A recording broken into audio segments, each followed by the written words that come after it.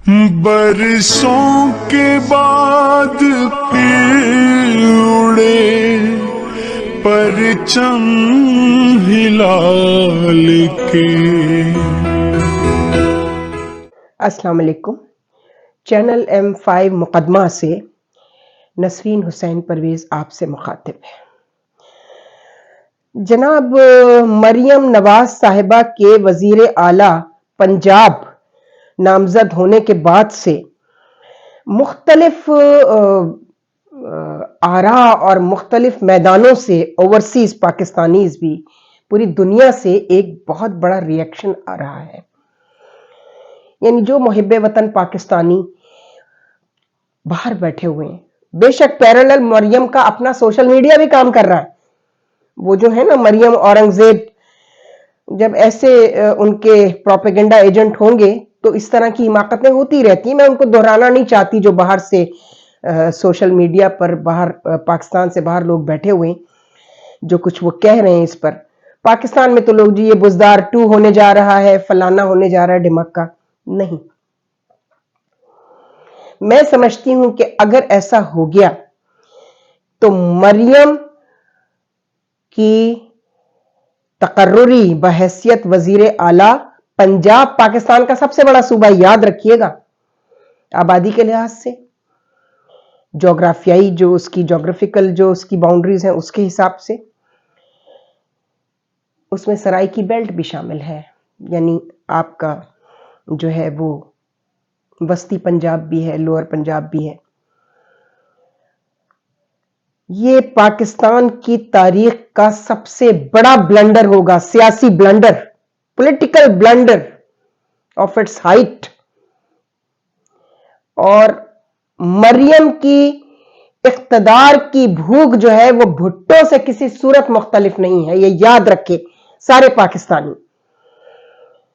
میاں صاحب میں تو پھر بھی کچھ تہذیب، ایک بات جو میاں صاحب کے پلس پوائنٹس ہیں، ہم ان پر بعد میں بات کریں گے جب میاں صاحب پر ہم بات کریں گے، کیونکہ انہوں نے بھی کچھ گزارشات اور تحفظات اسمبلی میں بیٹھنے کے حوالے سے اپنے سبمٹ کیے ہیں۔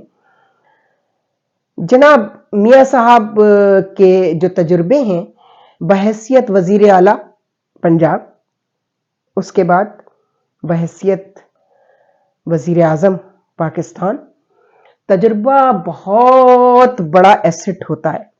یہ اتنا بڑا بلنڈر ہوگا پاکستان کی سیاسی تاریخ کا کہ اللہ نہ کرے میرے منہ میں خاکم بدہن کچھ بھی ہو سکتا ہے، چونکہ مریم کی بھوک بھٹو کی اقتدار کی بھوک سے بہت زیادہ مماثلت رکھتی ہے۔ لیکن ایک فرق ہے، بھٹو ایک بہت زیرک سیاستدان تھا، بہت اس کے تجربے تھے، بہت پڑھا لکھا آدمی تھا، پڑھا لکھا ان اے سینس جس طرح لوگ انگریزی یا آکسفورڈ سے پڑھنے کو پڑھا لکھا سمجھتے ہیں، نہیں۔ اس کا تجربہ اس کا سب سے بڑا ایسٹ تھا۔ وہ فورن منسٹر رہ چکا ہوا تھا، وہ ڈیفنس منسٹر رہ چکا ہوا تھا۔ تو جناب دونوں کی اقتدار کی بھوک میں جہاں بہت زیادہ مماثلت ہے، وہاں ایک خطرناک بات یہ ہے، کیونکہ آخر کار بھٹو نے بھی وہی کیا، اقتدار کی بھوک میں اس نے ملک توڑ دیا۔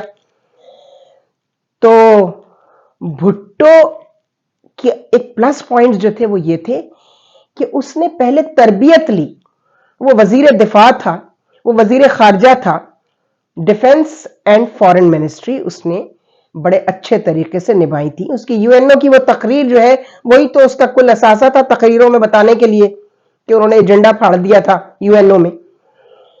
ان کی ڈرامے بازیاں وہ بھی اپنی جگہ ہیں، ان کی ہیروشپ کا جو ان کا سٹائل تھا وہ بڑا، لیکن اس کے ساتھ ان کے جو پلس پوائنٹس تھے وہ یہ تھے کہ وہ جینوئنلی پڑھا لکھا آدمی اس طرح تھا، یعنی اس کی سیاسی تربیت جو ہوئی تھی، اس کے والد شاہ نواز بھٹو دیوان رہے ہوئے تھے نہرو صاحب کے۔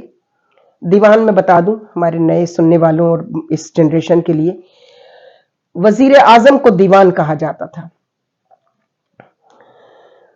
تو جناب یہ سارے تجربے جو ہیں یہ ان کے پاس تھے۔ اس کے بعد وہ پاکستان کے وزیر اعظم بنے، کمبائنڈ پاکستان کے وہ وزیر دفاع تھے، کمبائنڈ پاکستان کے وزیر خارجہ تھے۔ لیکن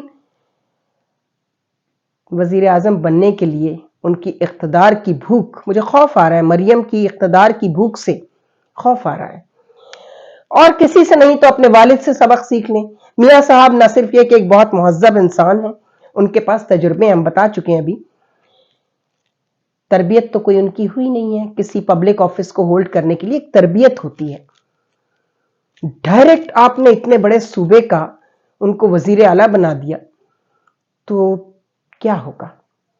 ये तो बहुत छोटी बात है कि अगर वो बुज़ार 2 बन जाए, नहीं, वो इतनी खतरनाक बात नहीं है, वो इससे आगे जाएंगी। और ये जो ग्रेटर पंजाब का ख्वाब अक्सर लोग कहते हैं, मियाँ साहब ने देखा है, कहीं अल्लाह ना करे ऐसा ना हो कि भुट्टो की तरह वो कोई ग्रेटर पंजाब का ख्वाब ना पूरा कर दें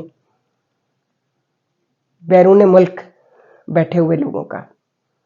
ये सब चीजें देखनी पड़ेंगी।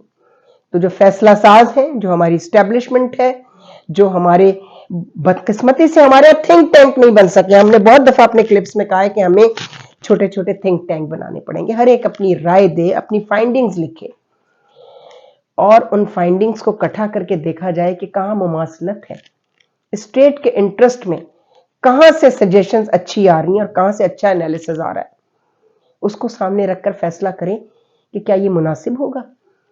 मियाँ साहब को चाहिए था पहले उनको पंजाब में एक वुमेन डेवलपमेंट या सोशल वेलफेयर या पॉपुलेशन वेलफेयर की मिनिस्ट्री दे देते। 2-3 जगहों पे वो जब काम करती, उनका तजुर्बा बढ़ता, तो फिर उस तजुर्बे को सामने रखते हुए आगे जाकर अगले किसी इलेक्शन में अगर उनकी परफॉर्मेंस ऐसी रही होती कि लोग कहते मरियम ने बड़ा जबरदस्त आउटपुट रही है मरियम नवाज की, फिर जैसे देखिए भुट्टो साहब ने अपने बेटों की तरबियत नहीं की, सियासी तरबियत, उन्होंने अपनी बेटी की तरबियत की। वो बेनजीर को हर जगह साथ लेके क्यों जाते थे? शिमला पैक्ट से वो शुरू हुए थे, उसके बाद वो जहां भी जाते थे बाहर, और जिस नौयत का भी मामला होता था, तो वो जब पैदा हुई तब भी उसका बाप मिनिस्टर था, जब वो बड़ी हुई तब भी उसका बाप मिनिस्टर था, फिर जब वो बाहर पढ़ रही थी तो उसका बाप प्राइम मिनिस्टर था। फिर उसने जिस तरह की उसकी स्ट्रगल है, पॉलिटिकल स्ट्रगल है, और जिस तरह की उसकी सफरिंग्स है, उसने 2 भाई खोए, एक भाई को पेरिस में कत्ल होते हुए देखा, एक भाई यहां कत्ल हुआ, बाप की फांसी देखी, मां को जेल में देखा, खुद जेल में रही। ये मजाक बात नहीं होती। और मरियम साहिबा ने जो एक ड्रामा शुरू किया हुआ जेल का, उसको बाय करना, उसको हजम करना जो है ना, वो किसी जी शऊर और साहिब इल्म के लिए मुमकिन नहीं है। वो सिर्फ अपने जलसों में आए हुए अनपढ़ नारेबाजों को, जिनको पैसे देके नारे लगवाती हैं, उनको तो बेवकूफ बना सकती हैं। तो वो तस्वीरें आ गई हैं और वो अब अपलोड की जाएंगी कि किस तरह की जेल में वो रहती थी, कितनी अय्याशी की जेल में वो रहती थी। इतनी अय्याशी की जेल तो न जरदारी ने काटी, न बेनजीर ने, और ना ही किसी और सियासतदान ने। तो फिर क्या होगा जब वो एक्सपोज हो जाएंगी? उनको उस वक्त से डर नहीं लगता? ये बेनजीर की तरह 4 कंधे पे चादरें डालकर, दुपट्टा लेकर, मेकअप करके, हाथ हिला हिला के, गालियां देके, बदतमीजी करके आप न तो लीडर बन सकते हैं, न ही आप हाकिम अच्छे साबित हो सकते हैं। हमारा मशवरा मियाँ साहब को यही है। मेरे मियाँ साहब से एक जमाने में, मैं आज इसको बता दूं इस मामले को, ये 99 अप्रैल 10 अप्रैल 1999 की बात है। मेरी मियाँ साहब से बहुत तवील मुलाकातें हुई। पहले सुबह एक बैठक लगी, इसाक भाई, हमारे इसाकदार भी उस मीटिंग में थे। फिर मियाँ साहब ने कहा कि नहीं, हमें लंच के बाद भी बैठना है। वो गुफ्तगू थी मीडिया के हवाले से, यानी मीडिया को कैसे चलाना है। चूंकि वो जिस तरह का आदमी उनको कहा जा रहा था, उनके हमजुल्फ के एक भाई थे जिन्होंने पीटीवी का सत्यानाशा मारने में पाकिस्तान के मीडिया इमेज को, domestic media, government control media के इमेज को अगर किसी ने डिस्टॉर्ट करने में, उसको तो परफॉर्मेंस अवार्ड मिलना चाहिए यूसुफ बेग मिर्जा को। लेकिन मियाँ साहब में नेपोटिज्म बहुत ज्यादा है हमेशा से। नेपोटिज्म कोई बहुत बुरी चीज भी नहीं है, लेकिन बशर्ते कि मेरिट हो।